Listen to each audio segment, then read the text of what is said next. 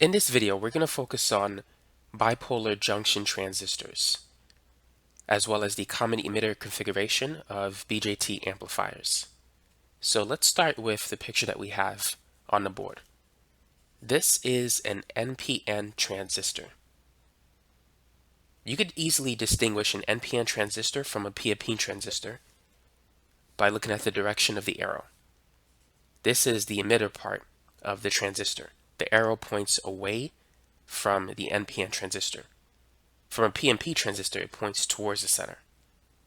This is the base, and this is the collector of the transistor.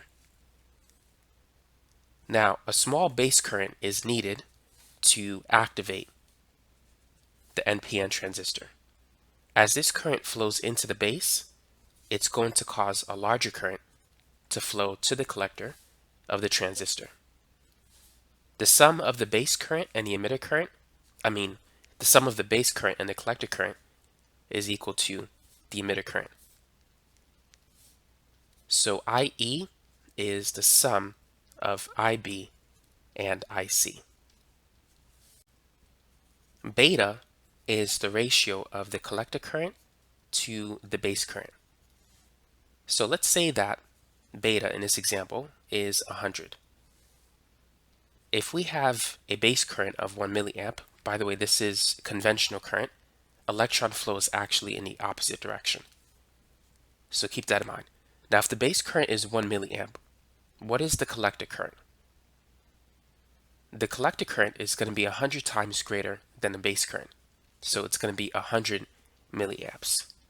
So beta tells you the relationship between the collector current and the base current. If beta was 200, the collector current will be 200 times greater than the base current. And so in this way, the transistor acts as a switch. You could use a very small current to activate a larger current in another circuit. Now, the emitter current in this example is going to be the sum of the base current and the collector current. So that's going to be 101 milliamps. Now, let's consider the PNP transistor.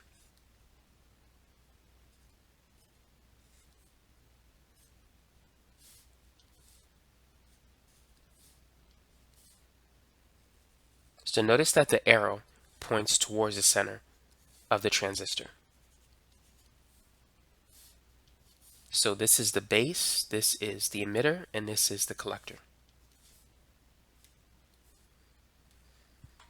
Current is going to flow towards the emitter of the PNP transistor in the direction of this arrow.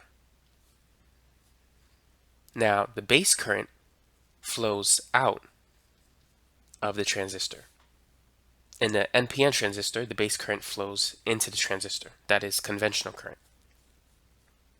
And the collector current flows away from the transistor. So beta is still the ratio between the collector current and the base current, and the emitter current is still the sum of the base current and the collector current. So here's another example. Let's say that beta is 200 and the base current, we're going to say it's 2 milliamps. Go ahead and calculate the collector current and the emitter current in this example. So the collector current is going to be beta times the base current. So it's 200 times 2 milliamps, which is going to be 400 milliamps. And then the emitter current is going to be the sum of these two currents. So that's going to be 2 milliamps plus 400, which gives us a sum total of 402 milliamps.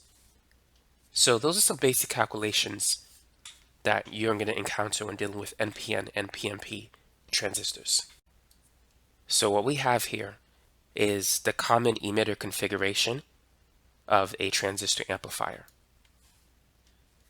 So this is the input signal, and the output signal will be across the load resistor. The input signal is applied to the base of the transistor, and the output is taken from the collector. Now, the emitter of the NPN transistor is common to both the input and the output circuits. So that's why it's called the common emitter amplifier circuit. So this is the emitter resistance, and this is RC, the collector resistance. This is R1 and R2. Those two resistors form a voltage divider circuit. CB is the bypass capacitor.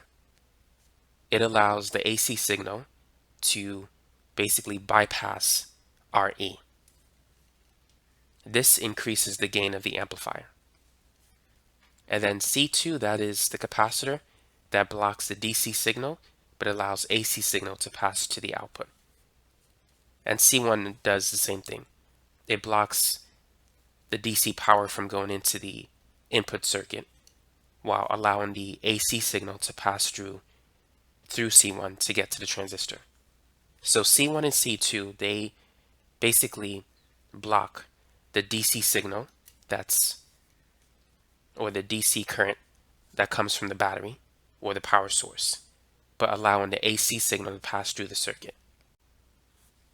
Now, let's say that the input voltage is 10 millivolts and the current we're going to say is 1 milliamp. Now, let's say for a certain set of R1, R2, RC, and RE values, let's say that the output voltage, that is the output AC voltage across RL, we're going to say it's 400 millivolts. And we're going to say the current is 15 milliamps. With this information, what is the voltage gain of the circuit? And what is the current gain of the circuit?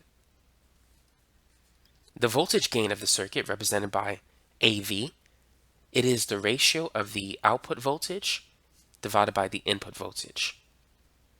So the output AC signal has a voltage of 400 millivolts. The input voltage is 10. So for this example, based on these numbers, the voltage gain would be 40. Now the current gain is going to be the ratio between the output current and the input current of the AC signal. So the output current is 15 milliamps, the input current is 1 milliamp. So then the current gain is 15. Now the next thing we could calculate is the power gain. So to calculate the power, let's get this in voltage first.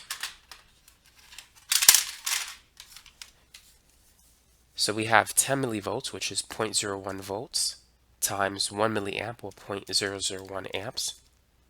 So the power at the input is 1 times 10 to the minus 5 watts,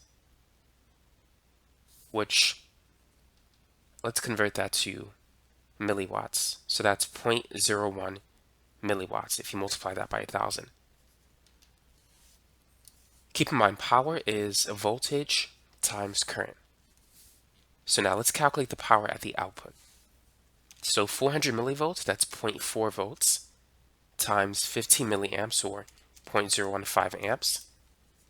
So the power at the output is 6 times 10 to the minus 3 watts. If you multiply that by 1,000, that will give you 6 milliwatts.